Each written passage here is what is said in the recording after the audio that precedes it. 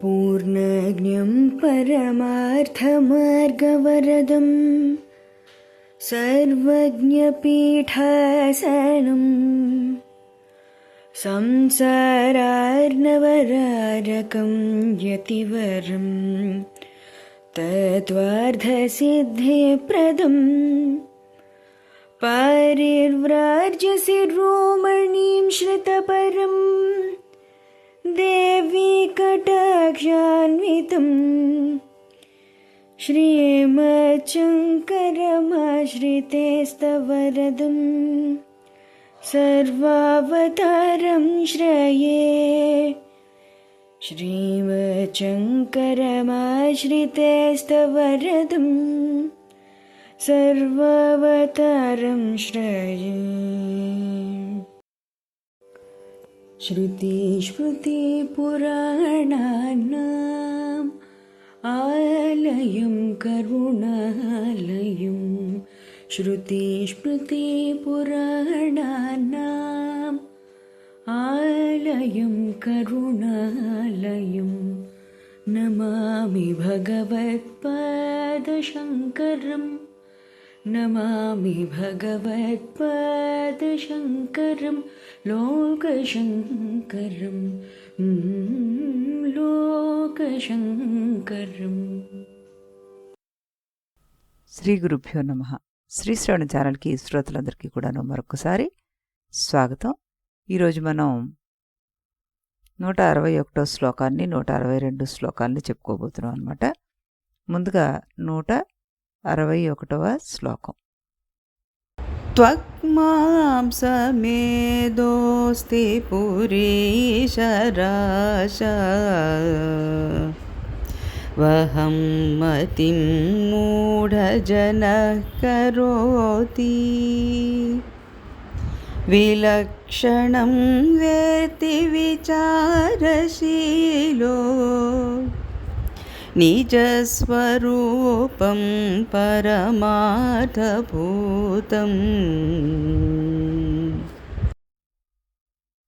ఇప్పుడు దీని ప్రతిపదార్థాన్ని చూద్దాం. మూఢజనః విచారవిహీనుడను భ్రాంతి చెందిన బుద్ధి కలవాడును అగు మనుష్యుడు త్వక్ మాంసమేధో అస్థి పురీష రాసౌ త్వక్కు మాంసము కొవ్వు ఎముకలు పురీషము వీటి యొక్క రాశి అయిన దేహం నందు అహం మతిం నేను అనడి తాదాత్మ్యబుద్ధిని కరోతి చేస్తున్నాడు. విచారశీల విచారము చేయు స్వభావము కల పురుషుడైతే విలక్షణము దేహ విలక్షణమును పరమార్థభూతము పరమార్థభూతమైనదిగా అనగా కాలత్రయమునందు అబాధ్యమైనటువంటి నిజస్వరూపము వాస్తవికమైన తన యొక్క స్వరూపాన్ని తానే పరమాత్మ అనే విషయాన్ని వేత్తి తెలుసుకుంటున్నాడు అంటూ ఇక్కడ మనకి చెప్పడం జరుగుతుందన్నమాట. తాత్పర్యాన్ని కూడా చూద్దాం మనం. చర్మము మాంసము కొవ్వు వప అంటే కొవ్వు ఎముకలు మలము మొదలైన వాటితోటి కుప్ప ఈ పోగు అయిన ఈ శరీరాన్ని నేను అని తలుస్తున్నారు. ఈ శరీరం మీద అహం అనే బుద్ధిని చూపుతున్నారు. విచారశీలురైన వారు తమ పరమార్థ స్వరూపాన్ని ఈ శరీరానికి భిన్నమైన దానిగానే తలుస్తారు అంటూ ఇక్కడ అర్థం చెప్పడం అవుతుందన్నమాట. అంటే చర్మము మాంసం ఎముకలు ఇవన్నీ ఈ శరీరంలోనే ఉన్నాయి కదా, అది మనం చూడగలుగుతున్నాం కాబట్టి ఆ చూసేది నేను అవ్వదు కాబట్టి ఇది నా శరీరం కాదు అంటూ జ్ఞాని భావిస్తాడు. అజ్ఞాని మాత్రం నేనే అనే భావనతోటి దీన్ని చూస్తాడనమాట. అయితే నిజస్వరూపం ఏమిటి? తన అసలు స్వరూపము పరమార్థభూతమైనటువంటిది అంటే పరమ సత్యమైనటువంటి దాన్ని ఈ జ్ఞాని గ్రహిస్తాడు. అజ్ఞాని ఈ శరీరం నేనే అని అనుకుంటుంటాడు. శరీరానికి భిన్నమైన ఆత్మ నిజమైన నేను అనుకుంటాడు ఈ జ్ఞాని అనమాట. శరీరం మనకు మామూలుగా ఎలా ఉంటుంది అన్నది మనందరికీ తెలిసింది. చర్మం మాంసం ఎముకలు మలమూత్రాలు ఇంకా నానా రకాల రక్తనాళాలు ఇలాంటివన్నీ కూడాను అందులో ఉంటుంటాయి. ఇది ఎప్పటికీ నిత్యం అయితే అవ్వదు కదా. మూఢులంతా కూడాను ఈ శరీరమే మనం అనుకునే పరిస్థితిలోనే ఉంటాం అన్నమాట. ఫలితంగా మనకి ఎప్పుడూ భయాలు దుఃఖాలు బంధాలు అలాంటివి వస్తుంటాయి. విచారశీలుడైన వాడు దాన్ని గ్రహిస్తాడు, ఇది నేను శరీరం కాదు అంటూ. అలాంటి వారిలో మనకి చెప్పుకోవాలి అంటే రమణ మహర్షి లాంటి వాళ్ళు ఉన్నారు. వాళ్ళకి ఈ శరీరం తనది కాదు అనే ఒక అవగాహన వచ్చి కేవలం దానికి ఉన్న ఆ క్షీణకాలాని కోసం అని వాళ్ళు ఎదురు చూస్తుంటారు. అంతే తప్పితే వాళ్ళకేమీ ఈ శరీరం మీద అపేక్ష ఉండదన్నమాట. అలాంటి వాళ్ళ గురించి వారు జ్ఞానులు అంటూ ఇక్కడ చెప్పడం జరుగుతోంది. శరీరం సత్యం కాదని గ్రహించేవారనమాట. నా అసతో విద్యతే భావః నా భావో విద్యతే సతః అంటూ శరీరం నశిస్తుంది, ఆత్మ నిత్యం. వాసాంసి జీర్ణాన్ని యథావిహాయ అంటూ శరీరం జీర్ణమైపోతుంది, మన ఆత్మ మాత్రం స్థిరంగా ఉంటుంది అంటూ చెప్పడం జరుగుతుంది అనమాట.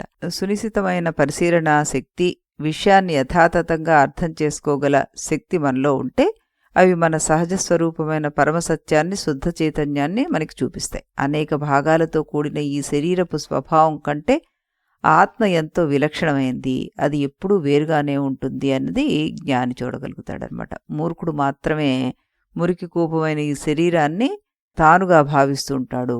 దీనిలో ఒక్క భాగాన్ని చూసినా అందులో మురికి తప్ప మరేమీ లేదు. ఏమాత్రం వివేకం, సరి అయిన ఆలోచన శక్తి గలవారైనా కల్మషమైన ఈ శరీరం తనది కాదని, తాను వేరుగా ఉన్నానని గ్రహించగలుగుతాడు అంటూ ఇక్కడ చక్కటి అర్థాన్ని మనం చెప్పుకోవచ్చు అనమాట. ఇప్పుడు మనం 2వ శ్లోకాన్ని కూడా వినేద్దాం. 162వ శ్లోకాన్ని. దేహోహమిత్యేవ జడస్య బుద్ధిః దేహే చ జీవే విదుషస్త్వహంతి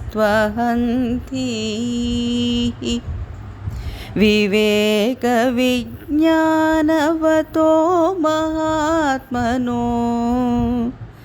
బ్రహ్మాహమిత్యేవ మతే సదాత్మని. దీని ప్రతిపదార్థాన్ని చూద్దాం మనం. జడస్య పామరునకు దేహ ఏవ దేహమే అహం నేను ఇతి అని బుద్ధియుండును. విదుషస్తు పండితుడికైతే దేహే చ దేహమునందును, జీవే జీవునియందును, అహం దీహి అహం అనే బుద్ధి ఉండును.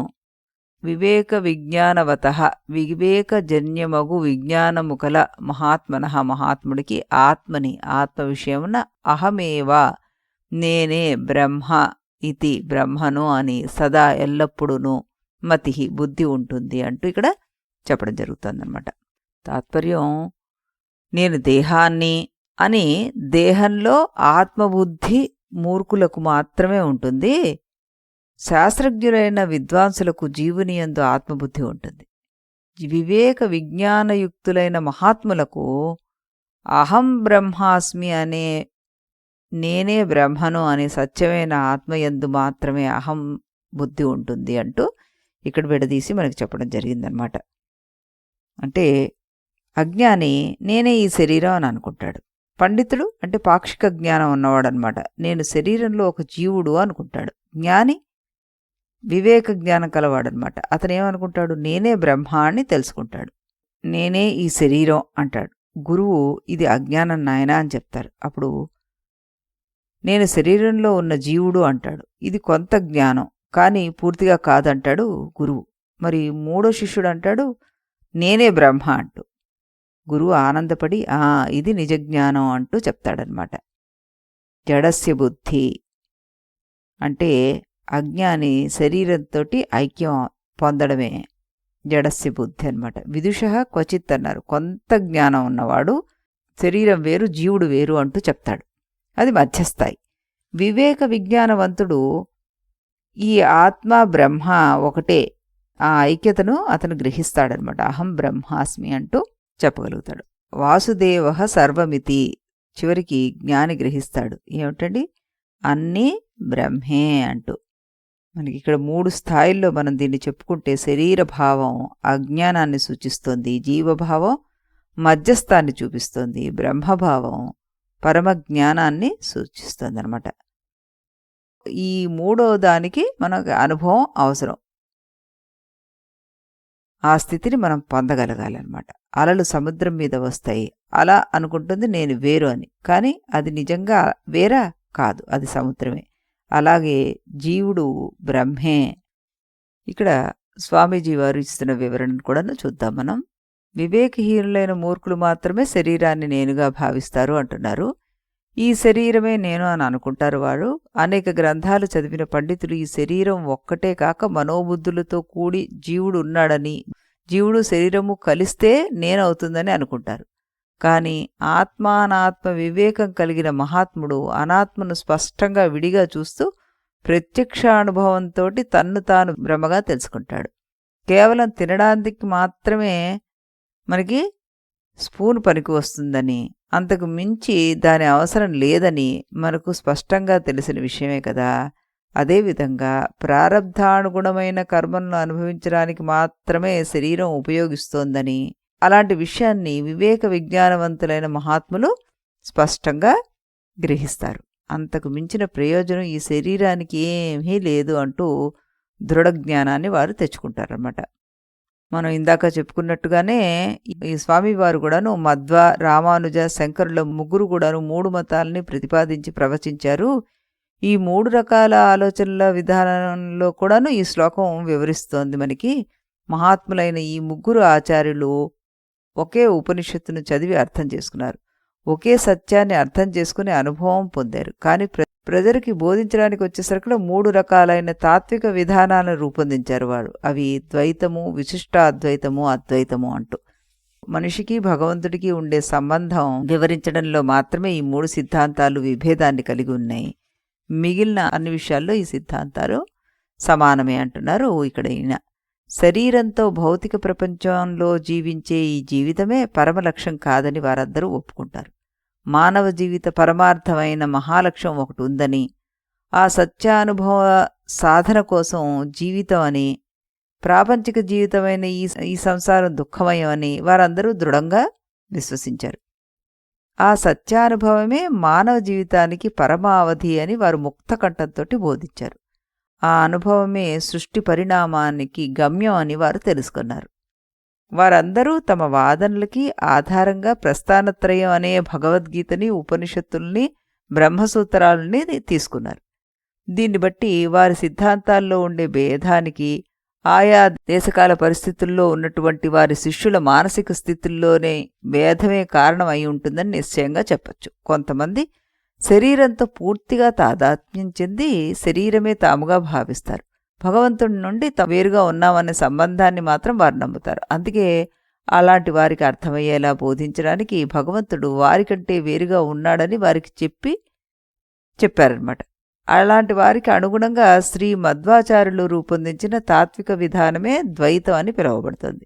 వీరికంటే మరికొంచెం తెలివైన 2వ రకపు సాధకులు బాహ్యంగా కర్మలు చేయడానికైనాను శరీరమే కాక ఆలోచించి నిశ్చయించే మనోబుద్ధులు కూడాను వారిలో ఉన్నాయని, వీటి మొత్తం కలయికే నేను అనబడుతోందని దృఢంగా వాళ్ళు నమ్ముతారనమాట.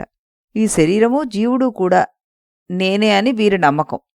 దివ్యతత్వపు ప్రతిబింబం చైతన్యమే మనోబుద్ధుల్లో వ్యక్తమవుతోంది అంటారు వీరు.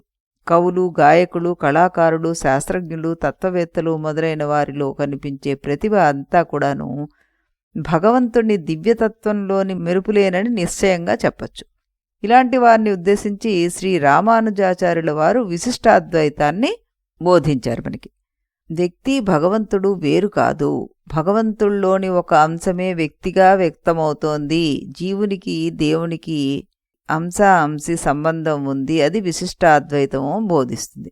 మరి బుద్ధిపరంగా మహోన్నత శిఖరాలను అధిరోహించిన 3వ రకపు సాధకులు తమ సాధన ద్వారా బుద్ధిని సునిశితం చేసి ఆ విజ్ఞాన ప్రభ నుండి వివేకాన్ని సంపాదిస్తారు. దాని సహాయంతో ఏది ఆత్మో ఏది అనాత్మో స్పష్టంగా విడదీసి చూడగలుగుతారు వారు. అలాంటి దృఢ జ్ఞానం దృష్టితోటి తమలో వికసించిన వివేక వైరాగ్యాల వల్ల వారు పదార్థ నిర్మితము, జడము అయిన అలాంటి ఉపాధులను వేరుగా స్పష్టంగా గుర్తిస్తూ సర్వానికే అధిష్టానమైన బ్రహ్మతత్వమే తమ స్వరూపం అని గ్రహించి ఆత్మానుభవ స్థితులై జీవిస్తుంటారు. అటువంటి సత్యాన్వేషకులను ఉద్దేశించి ఆచార్య శంకరులు పరబ్రహ్మతత్వమే నువ్వు, నీకంటే రెండవది ఏదీ వేరుగా లేదు అని దృఢంగా బోధించారు. ఈ విధానమే అద్వైతం. ఈ శ్లోకం ఈ 3 విషయాలకి అన్వయింపబడుతోంది అంటూ ఇక్కడ స్వామివారు మరింతగా మనకి స్పష్టతను కలగజేశారు.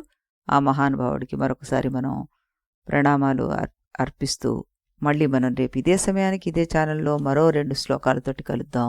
అంతవరకు సెలవు. इति गुरुवाक्यम्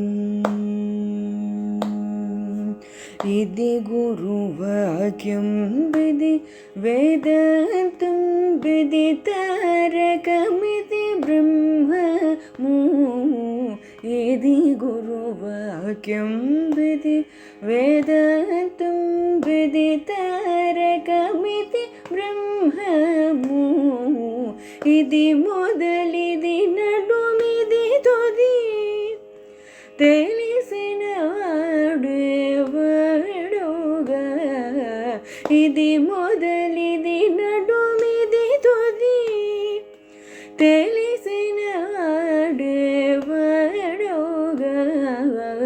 ఇది గురువాక్యం విధి వేదాంతం విదితారకమితి బ్రహ్మము ఇది గురువాక్యం.